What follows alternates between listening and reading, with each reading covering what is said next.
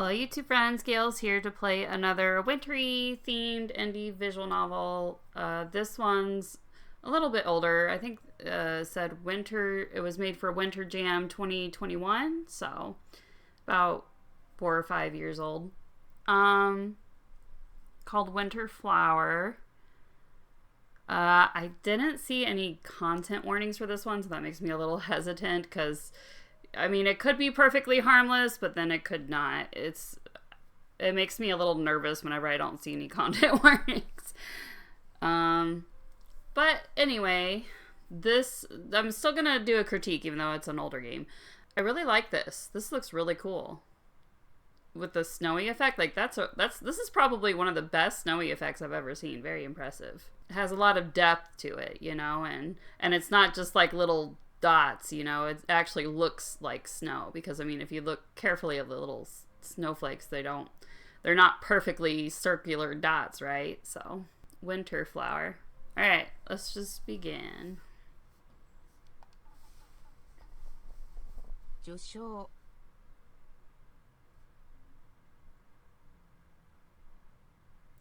Prologue. Oh yeah, and there's voice acting in this one.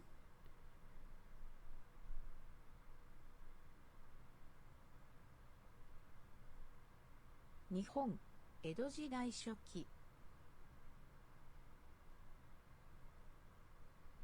I don't know if I want if it's in another language. That's really cool. But I'm gonna turn the voices off because it's in another language. So that is really cool though. If you want to hear the voices, go ahead. I'm gonna turn it off. If you want to hear the voices, definitely download it yourself. It's free. So, but that's really cool though, because it's like a traditional. Historical, I guess I should say. It's a historical Japanese game, I think. So, or setting. Anyway. So that's cool that they use Japanese voices, but I don't speak Japanese. I'm going to turn that down. I might replay it because I do like to listen to the voices. I think it adds more to it. So I'm probably going to replay it on my own with the voices, and I recommend you do the same. But I'm going to turn the voices off for this playthrough. All right, so Japan, the early Edo era. The year was 1686. According to the Nanbijin, so I'm so sorry, I'm going to butcher so many of these words. Nanbijin calendar, which reckoned a time since the birth of Christ. But for the people of Japan, it was the 6th year in the reign of Shogun Tsunayoshi Tokugawa.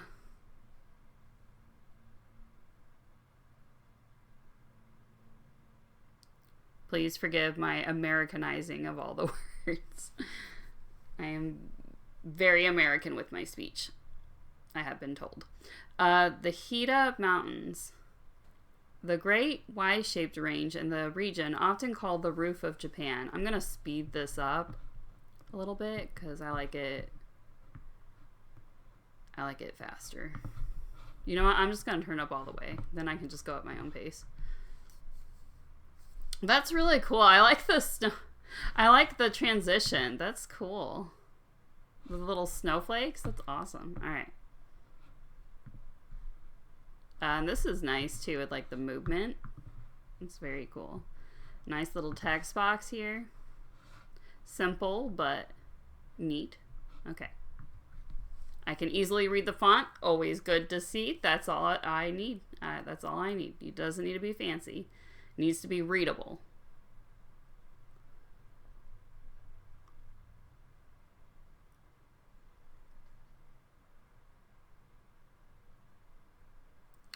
The land of Azu Madeira lies in the southern part of the Hida Mountains.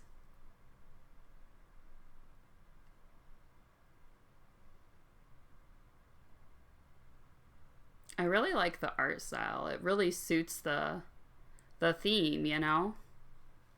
That's awesome. Near the foot of the mountains, there is a small village. And in that village, didn't I turn that up? I thought I turned it up all the way. Why is it still moving slowly? Okay, sorry, I missed that text. I'm trying to figure out I thought I put it up all the way. It's still transitioning really slowly, though.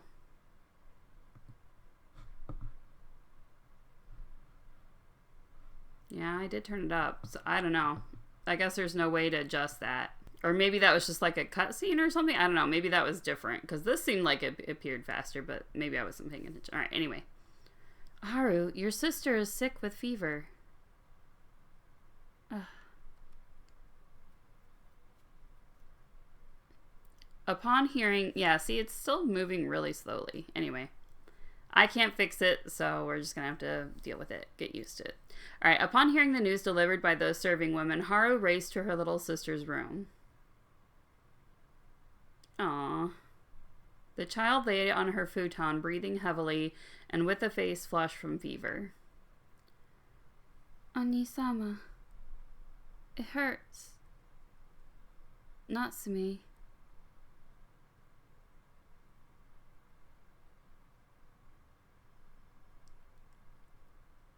Mistress, what did you just say? You are venturing out into the mountains right now. I know what ails my sister. She can be healed before the malady takes hold of her lungs. All I need are some petals of okishine to brew a medicinal tea. Haru and her sister were the only daughters of the village's doctor. As the eldest daughter, Haru helped her father in his work and had learned much about the traditional medicine and remedies. Sadly, we are all out of okishine, but this flower blooms in the winter. There's bound to be some along the paths on the higher ridge. But, young mistress, you would have to go alone. There is no one to spare. There are no men in the village right now. It's interesting that her little, like, kimono here is, like, so detailed, but her face is in black. But the rest of her is, like, super detailed. That's very interesting. Stylistic choice. I like the background, too. It kind of helps set the mood for something more grim and serious, you know, like a sick child. Very cool, though. The little crane is so cute. Very pretty and elegant. And the little birds on the sleeves. I love that. Okay. Alright, just admiring the pretty artwork. Don't mind me. The women left here are barely enough to care for those that cannot take care of themselves. And what the woman said was true. So this is more like the typical snow you see, which is fine. I guess it's not. I guess if they did use the more realistic type that they used in the main page, that'd be a little more distracting. So I can understand why they would use the more typical snowfall animations, more simplified animations here. So I'm okay with it. All right. In that year, a large peasant revolt was happening in the lands of Azu Madeira, known as the Jokyo Uprising.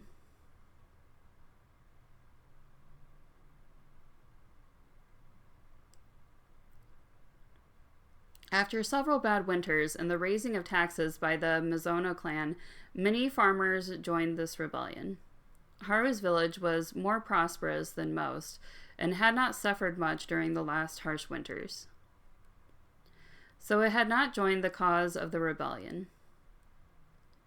But as the woman had said, now only elders, women, and children remained in the village.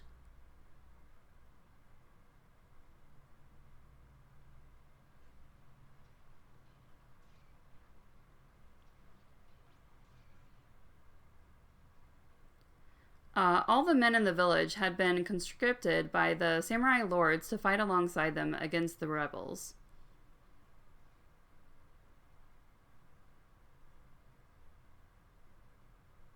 There's like so much artwork that they're doing for this. It's very impressive. And it all looks like really good and detailed. Like even like this simple image, you know. There's a lot of detail in it. It's really cool and impressive. All right. Haru's father had gone with them. As a healer, he had accompanied the small battalion levied from their village.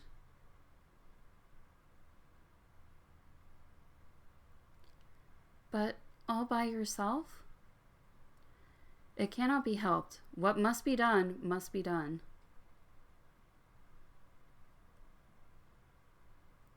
Hi, Haru Oji-sama, shikata ga nai.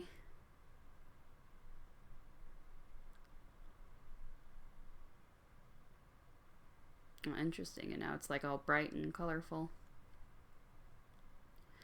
And so Haru went forth by herself up the slopes of Hida in search of medicinal flowers to heal her little sister. Has a very like storybook type of feel to it so far. But the winter weather took a turn for the worse. Like maybe something you'd see in like a Japanese fairy tale, I guess. Oh, there's that really depth snow. It's so cool looking. Snow began to fall soon, turning into a blizzard. Haru had grown in the mountains and was no stranger to their ways, but the fierce weather was too much. As land and air, both clad in white, surrounded her, Haru could hardly see where she was going.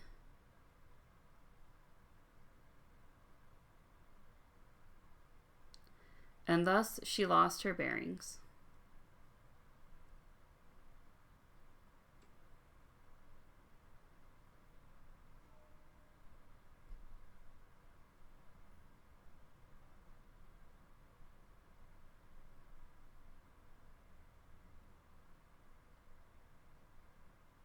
Sorry if I think I turned the music down too low, and I'm sorry if you can't hear it at all.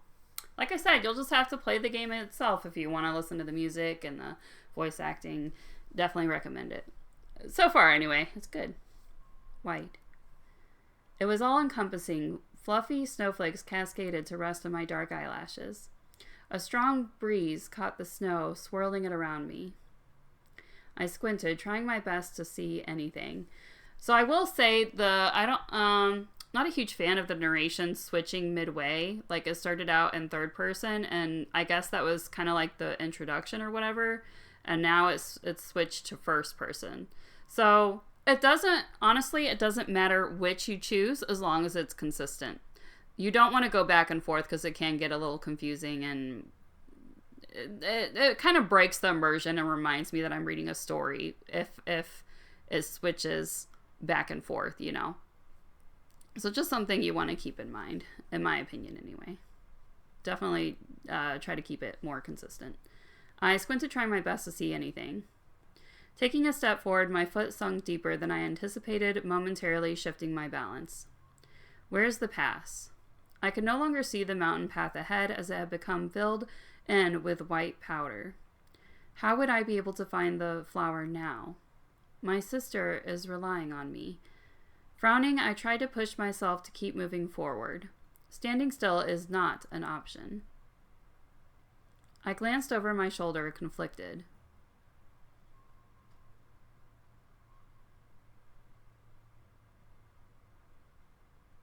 Should I head back to the village? My brows furrowed as I realized the path I had just traversed was gone. Footsteps wiped away clean as if never existing. What do I do? As I began to lower my head in defeat, something caught my eye. Is that... I squinted once more to see through the steady snowfall, wind blowing stronger and harder with each passing moment.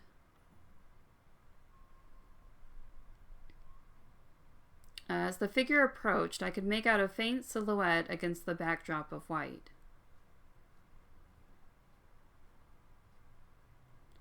Finally, they were enough to be seen, revealing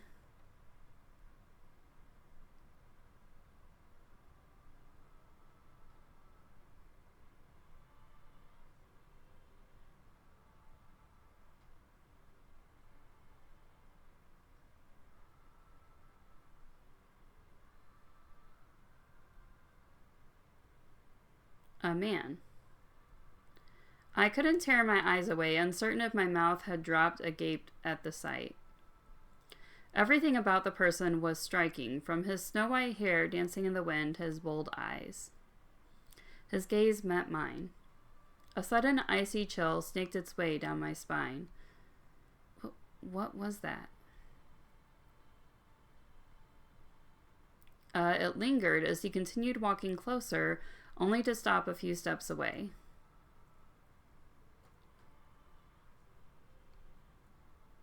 For a moment, he said nothing, eyes trailing up and down my body. Creeper. I reflexively brought a hand up to my rest over my chest, heart beating wildly. Then his lips parted into a smile. Are you all right? His voice strained to be heard over the powerful wind. I nodded. Follow me. He gestured, taking a few steps to the right of the path before stopping, noticing I remained put. Should I really follow him? It wasn't like I actually had a choice. I mean,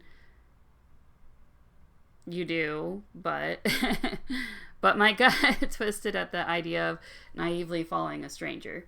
We, the player, may not have a choice, but she technically does. One may be more suicidal, and the other one may be possibly more, maybe suicidal, or may not be. We don't know, because we have no idea who this guy is. But you always have a choice. He stood where he was, waiting for me. He did not bother to explain where he was headed, yet he seemed unsure of himself. That was only natural that I would accept his invitation. I let out a sigh, watching it leave my mouth in a white puff. Taking a wobbly step, then another, I soon caught up to him. He put on a faint smile before facing forward, leading me away from the mountain paths deeper into the surrounding trees. And I know, if she doesn't follow him, then the story ends there and there's no story for us to tell. So I understand what it's doing. I'm just saying, you technically always have a choice.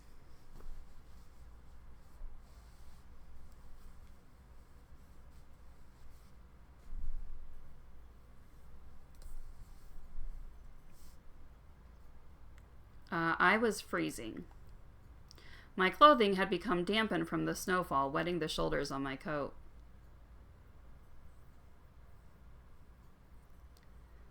I do really like the descriptive narration. It's really good. Very effective. Even so, the man did not notice or did not care, leading me ever onward. Where are you taking me? I asked, trying to hide the nervousness from my voice. A reprieve from the storm. He did not turn to speak. His voice could barely be heard over the incessant wind. A reprieve? As I wondered exactly what he meant, an object caught my attention. My eyes widened. Not far off, I could see a building. Its once proud exterior now laden with snow.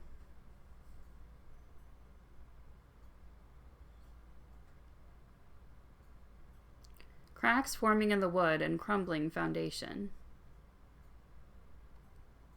I swallowed. Do you live here?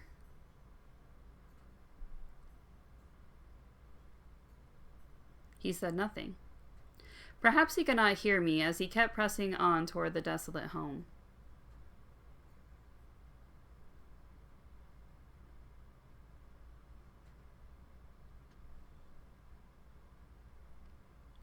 The H door opened with a creak, snowflakes fluttering in through the doorway. We quickly entered, and he closed the door behind us. It groaned in protest. The wind seemed almost angry at our actions, batting at the door in strong huffs. I let out a sigh of relief.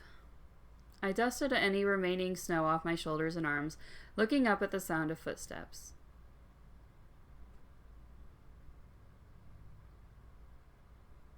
The stranger had stepped further into the room, a bundle of splintered firewood in his arms. Following his lead, I went to rest by the hearth, wordlessly watching him work.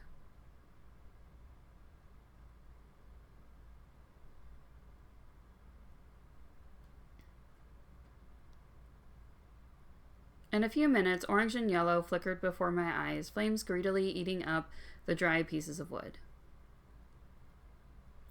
Satisfied, the man took a few steps backward before joining me on the floor.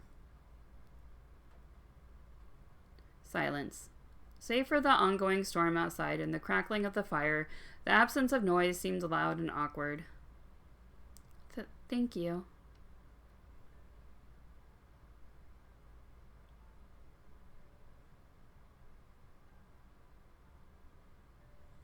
The man turned toward me, and I could finally get a good look at his face.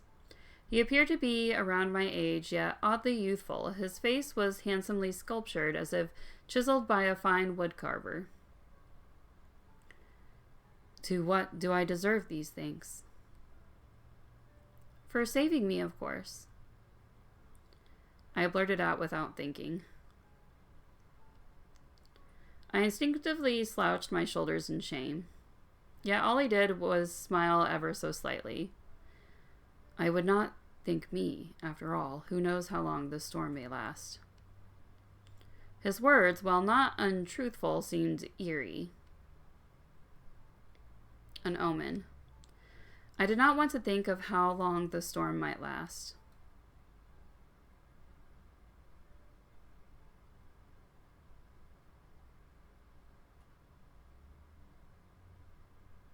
How long would I be cooped up in this dilapidated home with a man? A man I did not know.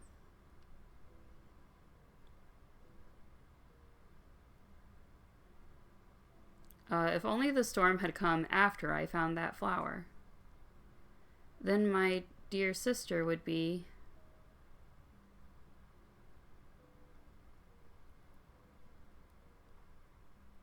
I blinked, realizing I had been staring into the fire. I glanced up at the man across from me. I like his sprite, and this is just my personal opinion. I understand it's just part of the style, but his nose bothers me a lot. It looks way too small compared to the rest of his face, in my opinion. Other than that, though, I think he looks alright. Just not my cup of tea, I guess. He seemed to not have noticed my silence, his mind also seemingly elsewhere. Be that as it may. I continued. He kind of reminds me of the GIF from Dungeons and Dragons. That's what he reminds me of. Except he's not green, obviously. But the nose is what it's throwing me off, man. Other than that, though, it's a nice design, though. He has pretty hair. I continued. I still feel... See, okay. That's unnecessary. Why would you do that? Be that as it may, I continued. This is completely unnecessary. So this is probably written by somebody, I'm guessing, I'm just assuming, might be written by somebody who's used to writing like a novel format, not visual novel format. This is unnecessary because we know that it's dialogue because we can see the name next to it. So you don't need to, add dialogue tags like that. I still feel as though I must thank you. The storm appeared without warning. I'm certain I would have perished if you hadn't come along.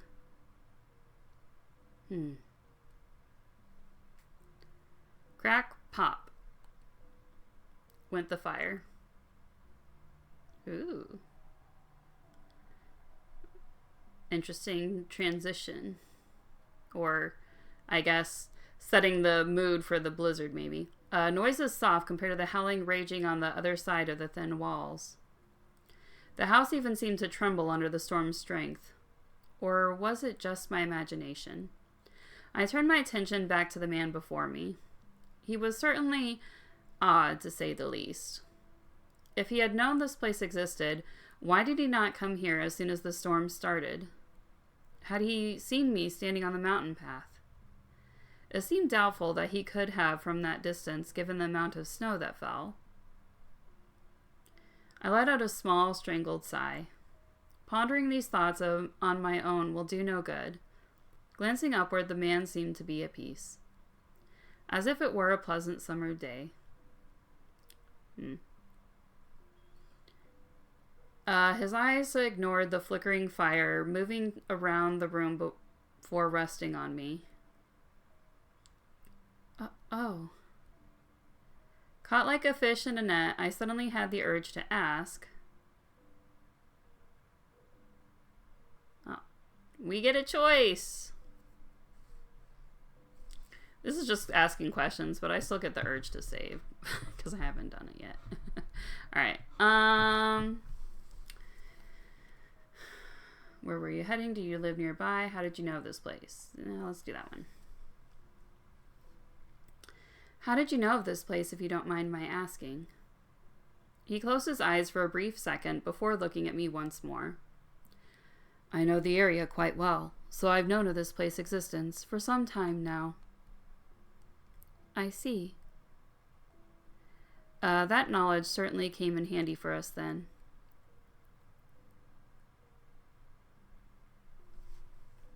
Oh, I guess we get to ask them all. Where were you heading? If you don't mind my asking, where were you heading before the storm struck? He was silent for a moment, then slowly opened his mouth. Nowhere in particular. Oh? He said nothing more on the matter, content with his answer.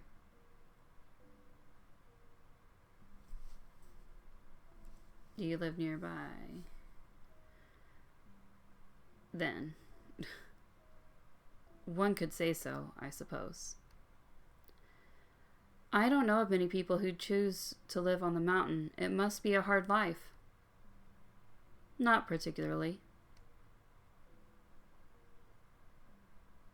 The room fell into silence once more. Awkward. Not very good conversationalist, huh? Not that there's anything wrong with that.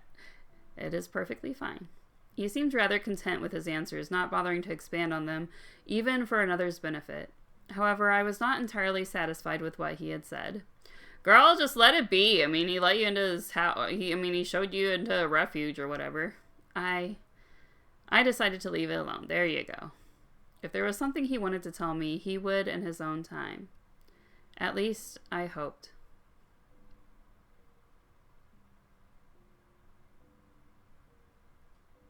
Time passed. The blowing of the wind did nothing to calm my already anxious nerves. My goal seemed all but obliterated by now.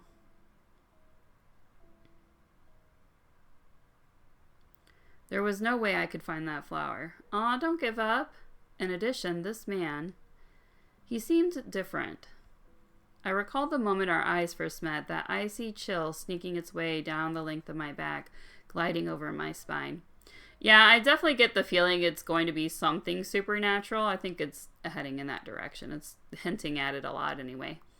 I shuddered at the memory. How could his eyes seem so cold, so void of warmth, and yet his actions prove the opposite? He did not have any obligations to help me, nor do I believe he would gain anything from doing so. Perhaps he disliked the suffering of others. Ah. What is it? Is everything okay? For the moment I ignored his query, rummaging through my pack that lay on the ground beside me. When I procured a brown cloth bundle and an aged water skin, his expression softened slightly, no longer laced with concern. What are those, exactly? I undid the cord tie on the bundle, unraveling the cloth to reveal several pieces of dried fish. You must be hungry, being out in the storm for as long as you were. Not particularly.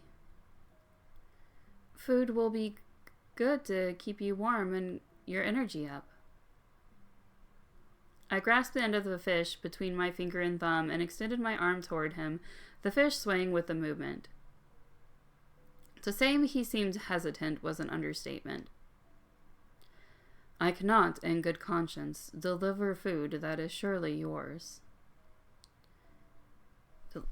Did I say that wrong? I think I said that wrong, but anyway. Nonsense, you helped me. Now it is time I return the favor. He nearly glared at the fish dangling from my fingers, but acquiesced, gingerly grasping the tail. I smiled wide. He seemed conflicted, eyes darting from my expectant gaze to the fish and back to me.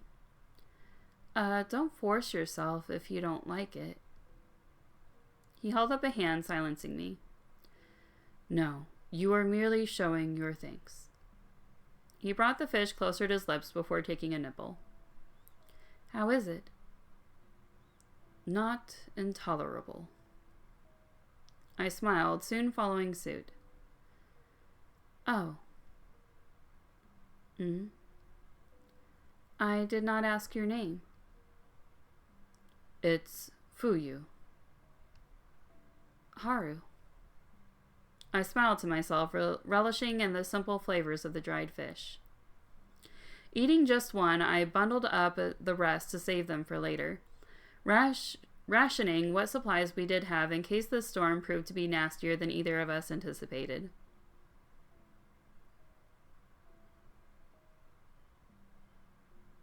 I really hope it begins to dwindle down soon.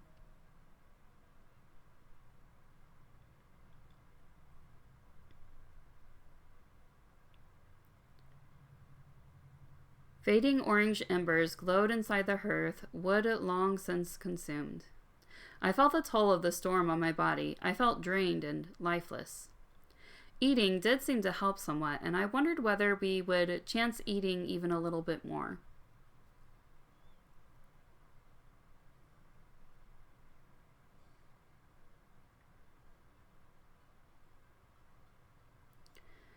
The man across from me sat with his arms folded, head resting against the wall behind him with closed eyes. Once again, he seemed content in the silence. Wait, silence? I cocked my head to the left, straining to hear. The once incessant wind had vanished. I smiled wide at this new revelation, quickly grabbing my bag. I had forgotten all about the kind stranger until he called out after me.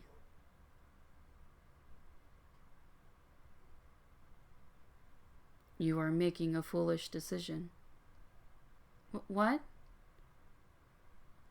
The eyes peeked open as he remained in the same position. Things will worsen again. This time I won't be there to rescue you, if you decide to leave. He seemed confident in his words, as if they were merely a fact of life. You're saying if I leave now, I'll... I had trailed off, unable to commit to the word, as if merely speaking it would seal my fate. He nodded. Heed my directions, and stay here where it's safe. Was it truly safe here? I had shelter from the storm, and there were a few more pieces of firewood. I shook my head. That wasn't the issue. The issue lied with him. A stranger. I mean, yeah, and aren't we supposed to be saving our little sister? I mean, wasn't that the whole purpose of coming out here to begin with? Did we completely forget about that? His presence was I have no idea what that word is. Ubiquitous, as the snow that continued to steadily fall. If I go, I might be caught in the storm once more without a savior.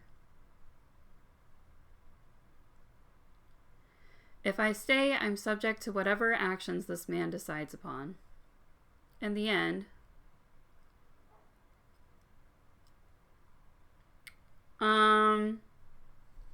he seems like he's trying to help. He gave me the creeper vibes at first, but after we started talking to him a bit, I think he's just very, what's the word? Taciturn, I guess. Aloof. Giving me more, what's the word? Kuderi. The like cold on the outside, but maybe warm on the inside vibes than Yandere vibes. But I could be wrong. Don't judge me. Don't judge me if I'm wrong. I did save, right? I saved. So, yeah. We'll trust until he gives us reason not to trust him. He's doing his best to help me when he has no obligation to. I like to believe in the kindness of strangers. Until they prove me that that they have ulterior motives anyway. I mean, we do have a mission, but I kind of want to, like I said, I kind of want to trust him. So we'll trust him Until he gives us reason not to trust him. And we'll probably regret it. Alright, despite my entire body yearning to go outside and search, I felt as though he knew what he was talking about. Is it your body or your heart? I think it's your heart that wants to go outside and look for the flower, but your brain should be telling you it's probably not a good idea. It was safer to stay inside and wait out in the storm. Once the storm is over, I can resume the search for the flower. I spoke aloud softly to myself, words reassuring.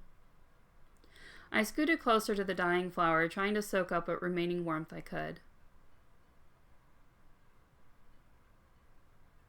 He seemed satisfied with my decision, closing his eyes once more. I've decided to follow suit, calmness washing over me. The embers of the fire waned more and more as I drifted off into slumber.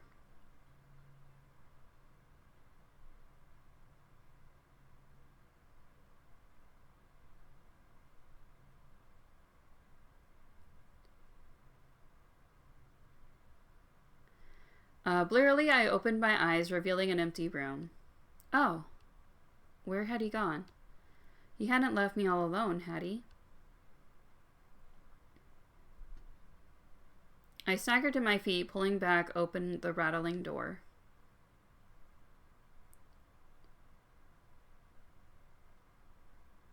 He stood with his back facing me, head craned up to gaze at the sky. Fuyu. For a moment I doubted whether he had heard me. But eventually he turned around.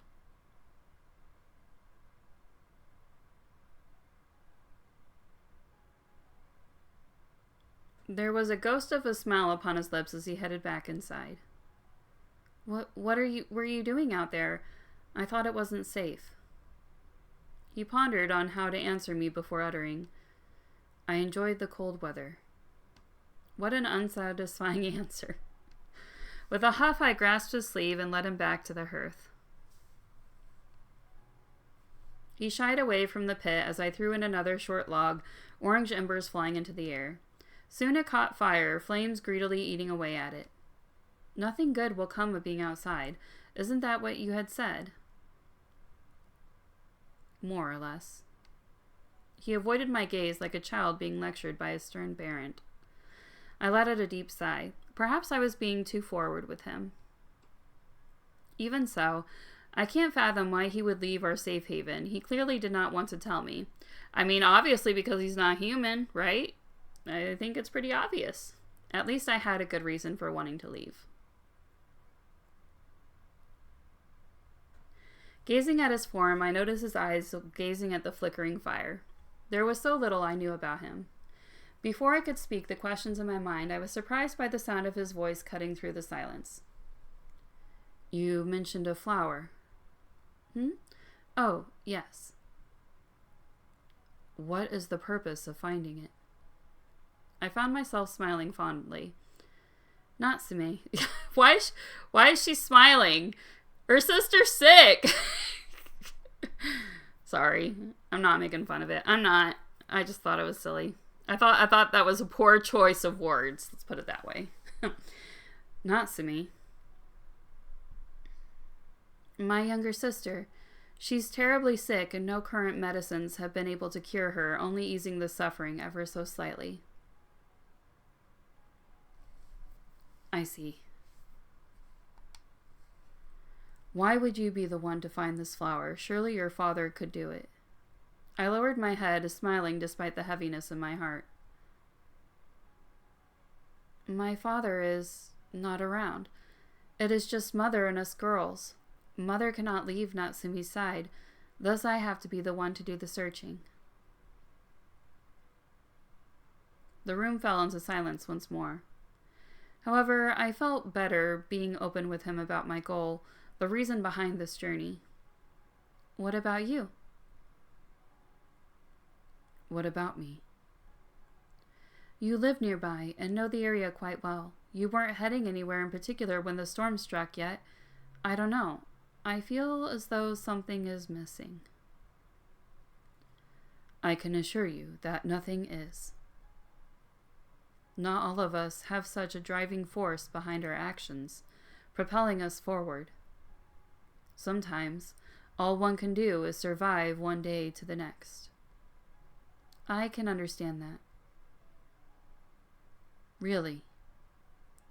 Of course, after all, that is what I am trying to accomplish for Natsumi. I can imagine this is a difficult situation for you. He smiled slightly, yet there seemed to be something else, something that made me doubt the genuity of that smile.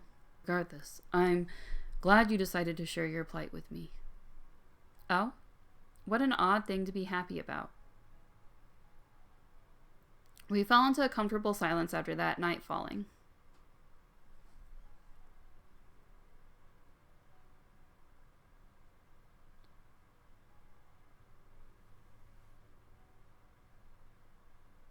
As I began to lose consciousness, I could feel him wrap something around my shoulders with utmost care.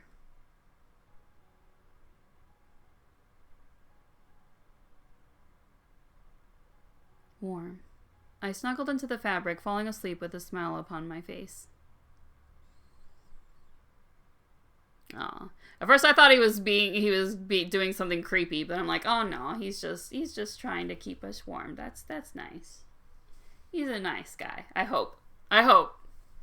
Still a little doubt, but mostly hopeful that he's a nice guy.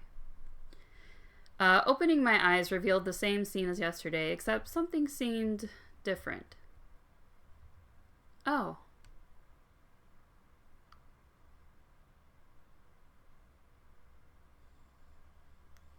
The once incessant howling of the wind had abated. There was not even a gentle breeze blowing. It is as if the entire world had gone still.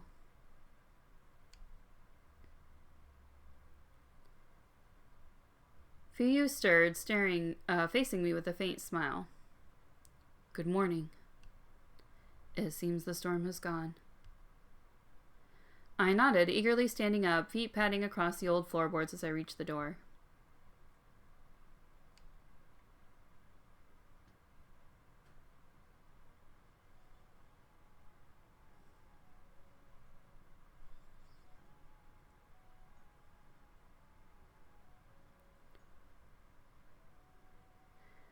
With a hefty tug, it opened, rattling like old bones and revealing a pristine land of unblemished white. I felt the rising urge to make my mark like a painter before a blank sheet of paper. Fuyu came to stand before me, looking over my shoulder at the scene. We are lucky the storm did not last longer than it had. I was doubtful my minuscule rations would have lasted us much longer. He said nothing, instead rummaging with his sleeve. What is it?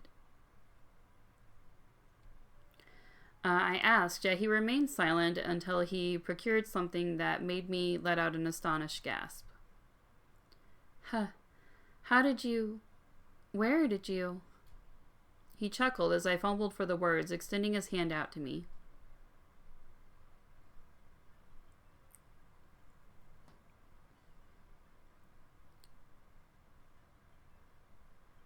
Aw, it's the flower. I gently grasped the flower from his palm, admiring its beauty. This will cure my sister's sickness. Before I knew it, tears had welled in my eyes, threatening to spill. What's wrong? Isn't this what you were searching for? I nodded, wiping at my eyes with a sleeve. Thank you. Thank you so much. You have no idea the importance of this to me. I have a small inkling. He smiled. I realized he must have went out searching for the flower when I was asleep before. A bittersweet emotion flooded my body, making me sigh. Noticing the sigh, he cocked his head to the side in question. So I noticed that the sprites themselves, they're not very expressive. They don't really change expressions much. Maybe their lips move a little bit, or their eyebrows. Though the girl's eyebrows you can barely see because of her bangs, but I did notice them moving a little bit. They're not very expressive, but it kind of balances out with all the movement and the transitions and stuff. So it gives you something more to look at. And you don't really notice the expressions are a little more static, like not changing as much.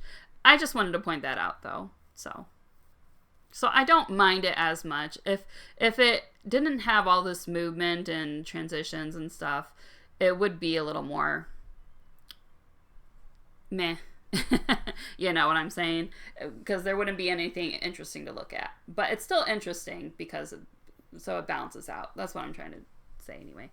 It's just, you have been nothing but kind to me from the start, and yet here we must part on our separate ways. It seems unfair, don't you think? He was silent for a moment, choosing his words carefully. And I think part of that's to do with the art style, too. It's very a stylistic choice, I think, to have the characters be more stoic, I guess. Like they don't show their emotions on their faces, obviously. What? It's not like, you know, not like dramatic facial expressions or anything like that. Very subtle facial expressions. Before you, I merely did whatever was necessary to survive. Things I'm certain would horrify you. He licked his lips, brow furrowed in deep thought. Yet, upon meeting you, learning more about you and your plight, I've seemed to have gained a direction in life. Whether this is making sense or is lost on you, I'm unsure, but I want to say it no matter what. That I am grateful you entered my life and have shown me how truly compassionate and selfless people can be.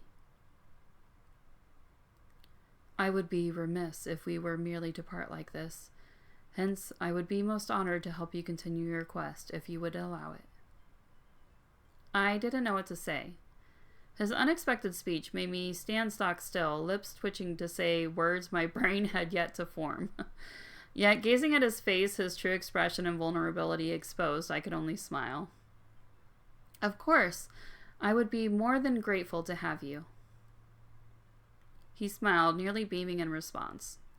Suddenly an idea hit me. I took a step closer to him.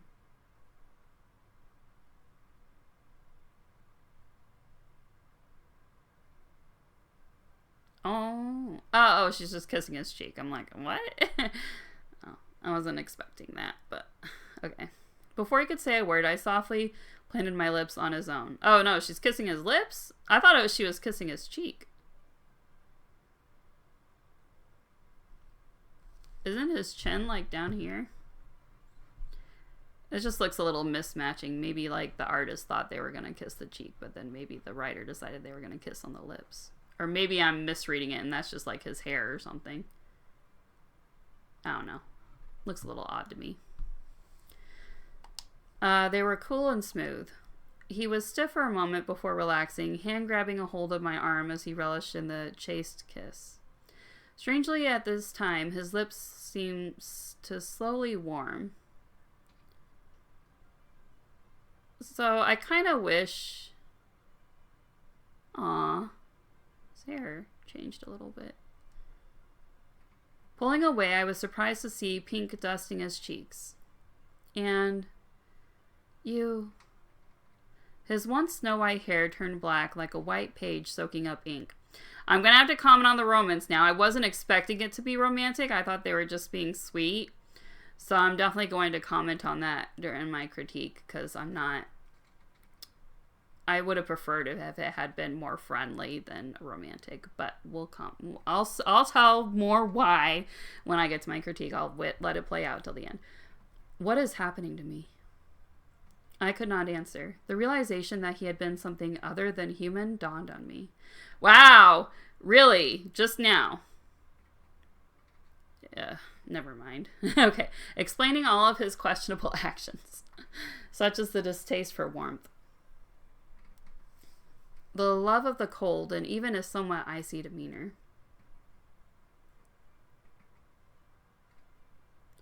Any normal person would be afraid. Yet it didn't matter to me. Fuyu was Fuyu. He went out of his way to rescue me from the storm. and even found the most precious thing in the world to me. I glanced down at the flower, small snowflakes resting on its petals. I suppose we should get going then. I chuckled, hoisting my pack upon my shoulder, taking a few steps further into the wintry earth. Are you coming? I asked over my shoulder. A natural smile bloomed across his face as he quickly caught up to me.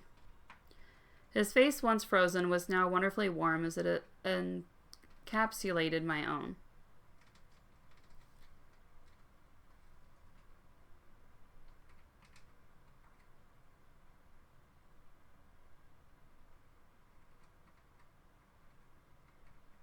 And as we made our way back to my village, I noticed the once clouded skies were beginning to open.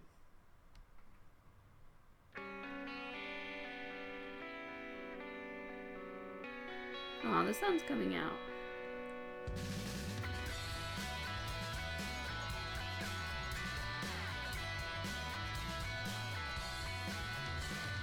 Yay! Alright, I'm gonna let the credits, I'm assuming that's what this is, roll while I collect my thoughts.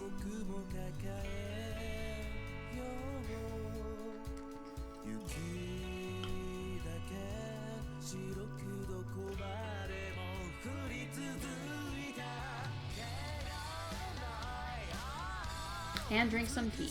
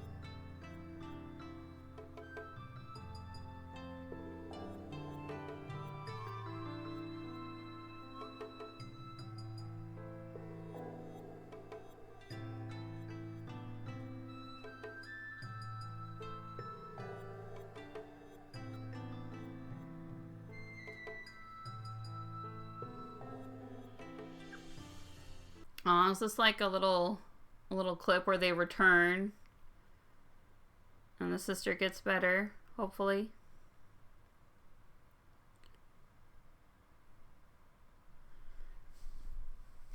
Oni-sama? Aw, you came back.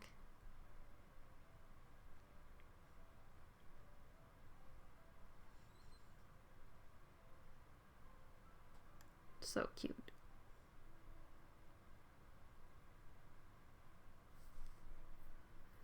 Thank you for playing. You're welcome. I enjoyed it. I really did.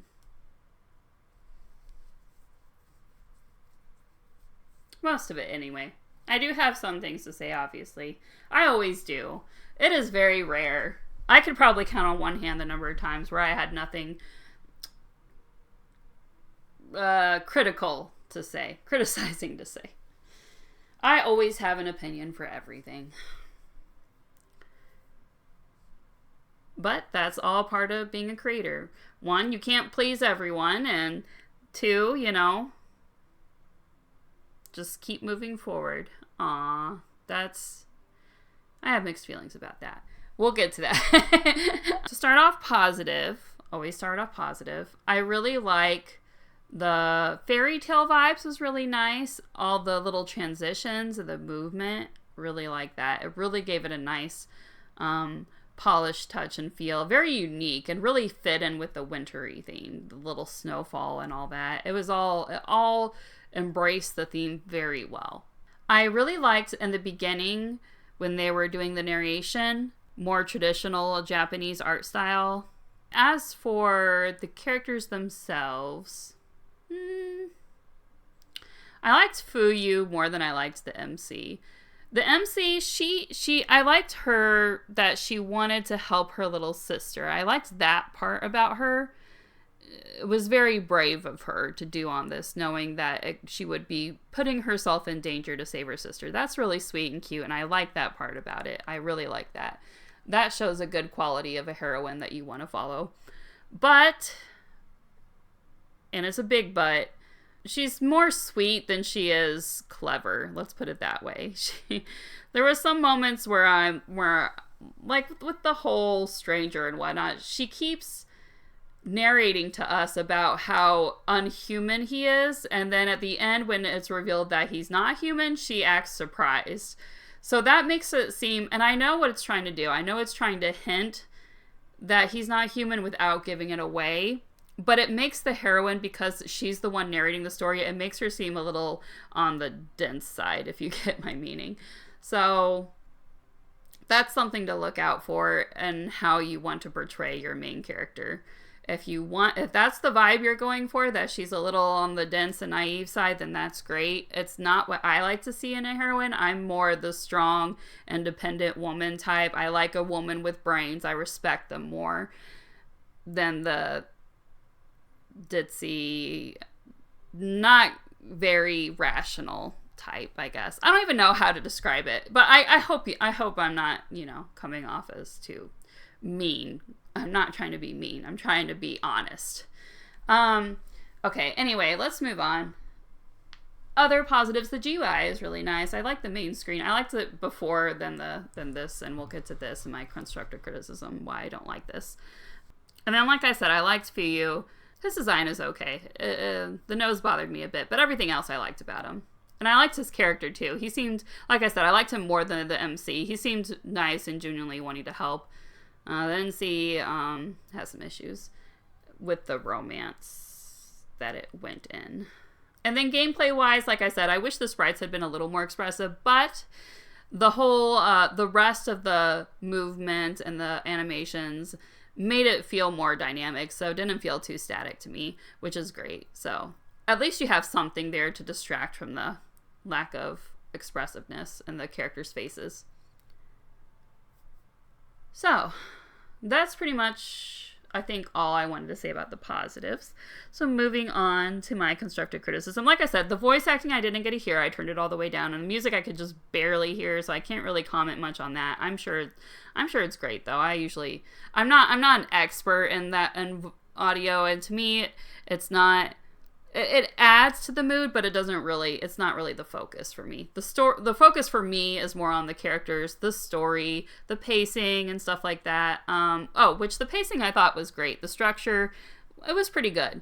Usually when you have these situations where two characters are stuck with one another, it usually starts to slow the story down and makes it makes the player feel like they're trapped too. But I think this one was pretty nicely handled given that situation. I have played other visual novels before where, like I said, it feels slow, like the story's not going anywhere because we're stuck in this one place, and it kind of bores me a little bit sometimes. It's not as adventurous as it could be.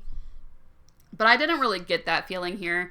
I think it was handled nicely. The characters interacting with one another, and the descriptions of the blizzard and stuff outside, it made some nice suspense and conflict and whatnot. So I think it was handled nicely, despite having that situation that I'm not overly fond of. But I still have something to say about that, and that's going to be more about the romance, which is going to be my constructive criticism. I wish, honestly, that this did not have romance in it, that it did not take the romantic route, and here's why. It's because it feels forced and it feels rushed. When you have two characters that you want to fall in love, it needs to happen naturally, at a natural pace. There needs to be build up. There needs to be time spent getting to know one another. And that was not really present here.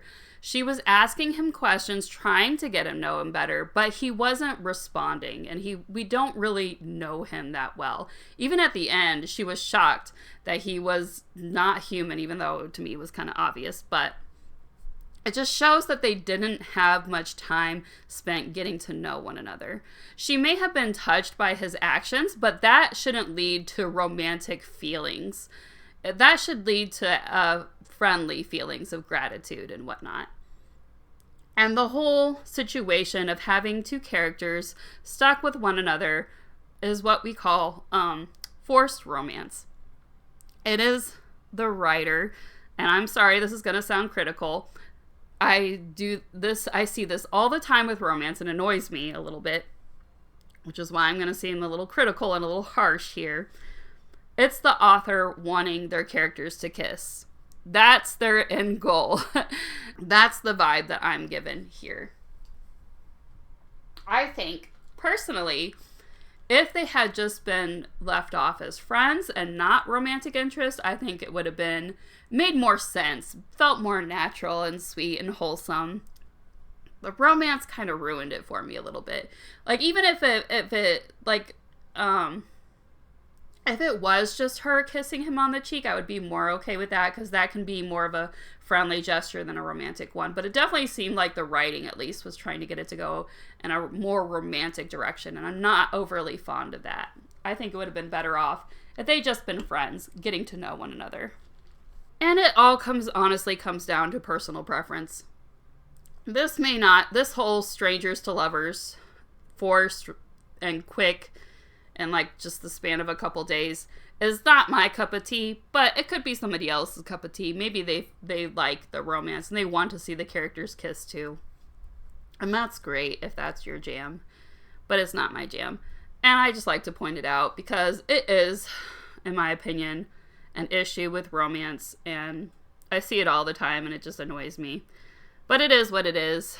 I guess I do not conform to society's views on romance.